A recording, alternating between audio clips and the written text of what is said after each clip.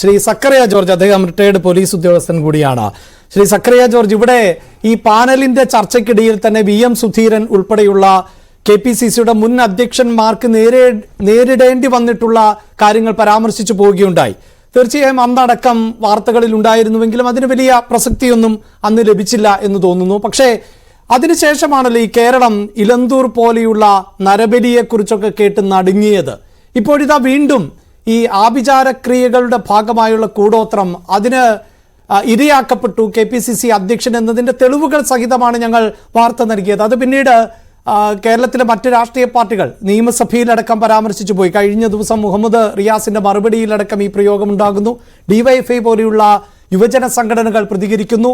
അതോടൊപ്പം യൂത്ത് കോൺഗ്രസ് പ്രതികരിക്കുന്നു. യൂത്ത് കോൺഗ്രസിന്റെ സംസ്ഥാന അധ്യക്ഷൻ അവരുടെ ക്യാമ്പിൽ പറയുന്നു ഈ വിഷയത്തെക്കുറിച്ച്.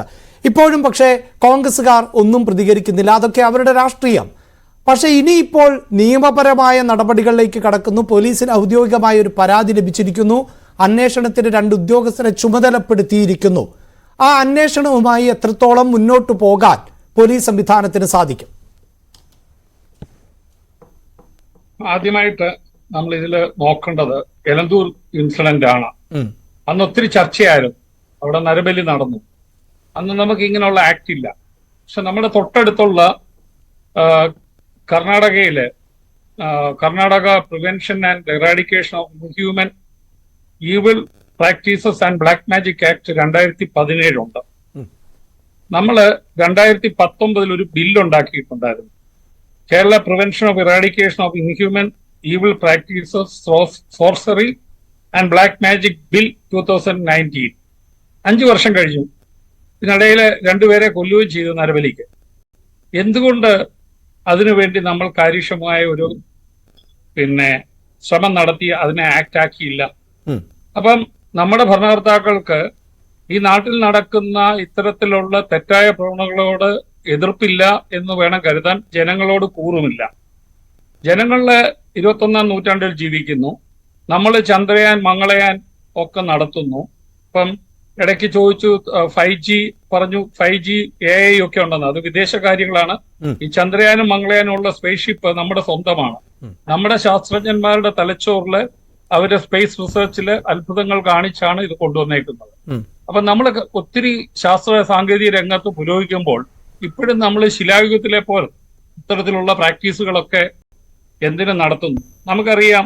ഇപ്പൊ ഒരു പാർട്ടിയെ വെച്ചൊന്നും പറയണ്ട. കാടാമ്പുഴ പൂമൂടലിന് പോയത് ആരാണെന്നുള്ളതൊക്കെ ഇവിടെ ചർച്ച ചെയ്തതാണ്. ഞങ്ങൾ പോലീസിലും ചർച്ച ചെയ്തതാണ് ഞാൻ സർവീസിലുള്ളപ്പോൾ. അപ്പൊ ഈ ദുരാചാരങ്ങൾ എല്ലാവരും ഉണ്ട്. ഒരു പാർട്ടിയുടെ കുത്തകയായിട്ടല്ല. ചില പാർട്ടികളിൽ കൂടുതൽ കാണും എന്നുള്ളതല്ലാതെ അപ്പുറത്തോട്ടൊരു കാര്യമില്ല. ഇപ്പം ഇത് എല്ലായിടത്തും ഉണ്ടെന്നുള്ള കാര്യം ശരിയാകുന്നു. ഹാഫിസ് തന്നെ പറഞ്ഞു ഇതിനെപ്പറ്റി. തകിട് മുട്ടയൊക്കെ വന്നപ്പോൾ പുള്ളി മലപ്പുറത്ത് അന്വേഷിച്ചു എന്നാണ് പറഞ്ഞത്. ചർച്ച പറഞ്ഞതാണ്. അവിടെയാണോ ഏറ്റവും കൂടുതൽ ഇത്തരത്തിലുള്ള കാര്യങ്ങൾ നടക്കുന്നത്? അദ്ദേഹം ഈ അറബിയിൽ എഴുതുന്നു എന്ന് കൂടിയൊക്കെ പറഞ്ഞിരുന്നു അല്ലെ? അല്ല, ആയിക്കോട്ടെ. അറബി ഭാഷ മറ്റുള്ള ജാതിക്കാരും പഠിക്കുന്നുണ്ട്. സുറിയാനി മറ്റുള്ള ജാതിക്കാർ പഠിക്കുന്നുണ്ട്. അപ്പം സാൻസ്ക്രിറ്റ് അല്ല, ഞാൻ പറയാൻ കാരണം എല്ലാ ജാതി മതത്തിലും ഒക്കെ ഇത്തരം അനാചാരങ്ങളും അന്ധവിശ്വാസങ്ങളും ഒക്കെ ഉണ്ടാകാമെന്നുള്ളതാണ്. അതെ. അപ്പൊ എന്തിന് മലപ്പുറത്തിനെ പറ്റി പറയുന്നത്? അവിടെ അന്വേഷിക്കും എന്ന് പറഞ്ഞാൽ അവരാണ്. ചിലപ്പോൾ ഓഫീസിന്റെ ബന്ധുക്കളും സുഹൃത്തുക്കളും ഒക്കെ അവിടെ ഉണ്ടാകാം.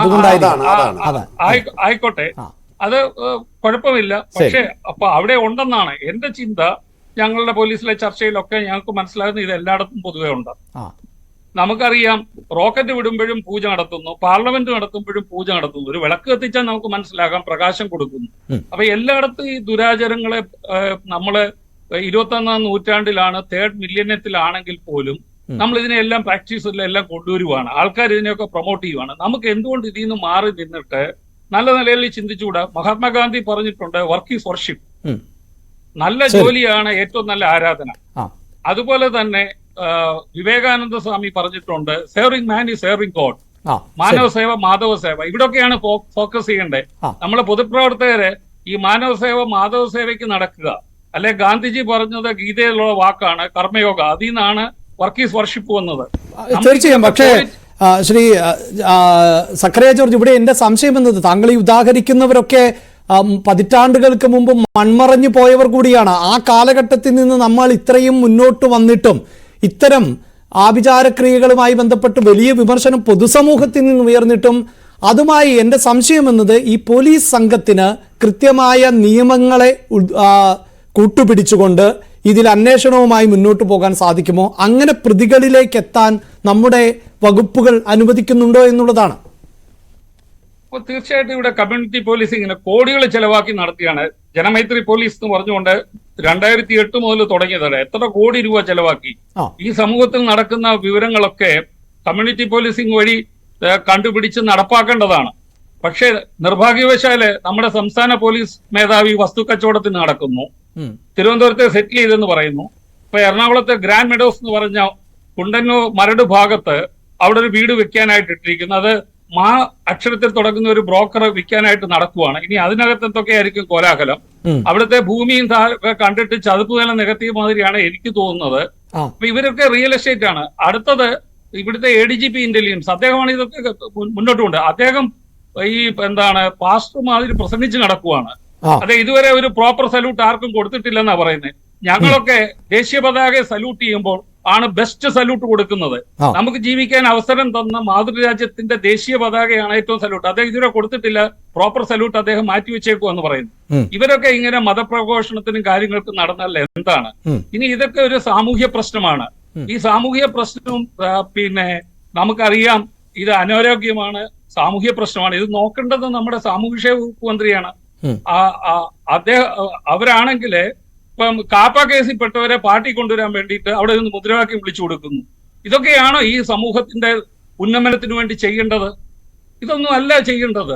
അപ്പൊ ഇതിപ്പം എന്തായാലും ശ്രീ സക്കറിയ ജോർജ്, ഇതുമായി ബന്ധപ്പെട്ട് ഈ ഇടത് കേന്ദ്രങ്ങളിൽ നിന്നടക്കം വലിയ വിമർശനമൊക്കെ ഉണ്ടാകുന്നുണ്ട്. ഞാൻ നേരത്തെ സൂചിപ്പിച്ചല്ലോ, സഭയിലടക്കം ഈ റോഡ് പൊട്ടിപ്പൊളിച്ചിടുന്നതിന് കാരണത്തെക്കുറിച്ച് ചോദിച്ചപ്പോൾ അദ്ദേഹം പല കാരണങ്ങൾ പറഞ്ഞു. അതിലൂടെ പൈപ്പ് ലൈൻ പോകുന്നത് കൊണ്ട് വാട്ടർ കണക്ഷന് വേണ്ടിയിട്ട് ചിലരൊക്കെ കൂടോത്രത്തിന് വേണ്ടിയും റോഡ് പൊളിക്കുന്നു എന്ന് പറയുമ്പോൾ അതിനെ ആക്ഷേപകരമായി അല്ലെങ്കിൽ ഒരു പരിഹാസത്തോടു കൂടി ആ വിഷയത്തെ കാണുന്നു എന്നുള്ളതാണ്. പക്ഷെ അത് പോരല്ലോ, നമുക്ക് ഇത്തരം കാര്യങ്ങൾ എതിർക്കാൻ, പ്രത്യേകിച്ച് ഇടതുപക്ഷം അധികാരത്തിലിരിക്കുമ്പോൾ പുരോഗമനവാദത്തെക്കുറിച്ച് കൂടുതൽ സംസാരിക്കുമ്പോൾ ഇടതുപക്ഷത്തിൽ വലിയൊരു ശതമാനവും നിരീശ്വരവാദത്തെ പ്രോത്സാഹിപ്പിക്കുകയും ചെയ്യുന്നതാണ്. അപ്പോൾ അങ്ങനെ ഒരു സർക്കാർ ഇരിക്കുന്ന കാലഘട്ടത്തിൽ പോലും ഇത്തരം സംഭവങ്ങളിലേക്ക് അല്ലെങ്കിൽ പ്രതികളിലേക്ക് എത്താൻ പറ്റില്ല എന്നാണോ താങ്കൾ പറയുന്നത്? പ്രതികളിലേക്ക് എത്തുക എന്ന് പറയുന്ന ആക്ട് ഇല്ലല്ലോ. ഇപ്പം ശ്രീ ഹഫീസ് തന്നെ പറഞ്ഞതിന് നിയമമില്ലെന്ന്. ആകെയുള്ളത് drugs and magic remedies objectionable advertisement act 1952 അതാണ് കിടക്കുന്നത്. അതിനകത്ത് ഇതിന് സെക്ഷൻ ഇല്ല. പുതിയ വന്ന IPC മാറി BNS-നകത്ത് സെക്ഷൻ ഇല്ല. അപ്പൊ തീർച്ചയായിട്ടും ഏത് സെക്ഷൻ വെച്ച് പോലീസ് എടുക്കും? അതുകൊണ്ടാണ് ഞാൻ സൂചിപ്പിച്ചത് Kerala prevention of eradication of inhuman evil practices and sorcery and blackmail magic 2019 act ആക്കുമായിരുന്നു. അതിനകത്ത് ഇത്ര പ്രൊവിഷൻ ഉണ്ടായത്. ഇതിനകത്ത് കേസ് എടുത്ത് പോലീസിന് കണ്ടുപിടിക്കാമായിരുന്നു. ആക്ട് ഇല്ലാതെ പോലീസ് എന്ത് ചെയ്യും? ചുവരില്ലാതെ എങ്ങനെ ചിത്രം വരയ്ക്കും? നിയമം ഉണ്ടാക്കി കൊടുക്കേണ്ട നിയമസഭ ഇതിനൊന്നും താല്പര്യമില്ല. ഞാൻ പറയുന്നത് നമ്മുടെ മുഖ്യമന്ത്രി ഈ വിദേശയാത്രയൊക്കെ കുറച്ചിട്ട് ഈ സാമൂഹ്യ പ്രശ്നങ്ങൾക്ക് പരിഹാരം കാണണം. മാത്രമല്ല ഈ IPC മാറിയിട്ട് BNS ആയി, അതുപോലെ CRPC മാറിയിട്ട് BNNS ആയി, ഇന്ത്യൻ എവിഡൻസ് ആക്ട് മാറിയിട്ട് സംഹിത വന്നു. അപ്പം തീർച്ചയായിട്ടും DSA വന്നു. തീർച്ചയായിട്ടും ഇവിടെ നിന്ന് ഈ നിയമങ്ങൾ പുതിയതൊക്കെ പ്രാക്ടീസ് ചെയ്യും. അദ്ദേഹത്തിന്റെ കീഴിലാണ് ഹോം ഡിപ്പാർട്ട്മെന്റ്. ഇന്റലിജൻസ് ഡിപ്പാർട്ട്മെന്റ് ഉണർത്തണം. ഞാൻ മൊത്തം പോലീസിന്റെ സീനിയോറിറ്റി പട്ടിക, IPS പട്ടിക നോക്കുമ്പം എനിക്കൊരു പ്രതീക്ഷയുള്ള മുഖമില്ല. കേരളത്തിന്റെ ഉന്നമനത്തിലേക്കും ഐശ്വര്യത്തിലേക്കും പുരോഗതിയിലേക്കും നയിക്കാൻ ഒരാളില്ല. ശരി, തീർച്ചയായും മാറുന്ന കാലഘട്ടമാണ്. അങ്ങനെ നമ്മുടെ നിയമ സംവിധാനത്തിലടക്കം മാറ്റമുണ്ടായെങ്കിൽ മാത്രമേ ഇത്തരം അനാചാരങ്ങൾ കൂടി ചോദ്യം ചെയ്യപ്പെടുകയും അവർ ശിക്ഷിക്കപ്പെടുകയും ചെയ്യൂ. ഞാൻ താങ്കളിലേക്ക് വളരെ പെട്ടെന്ന് വരാം. ശ്രീ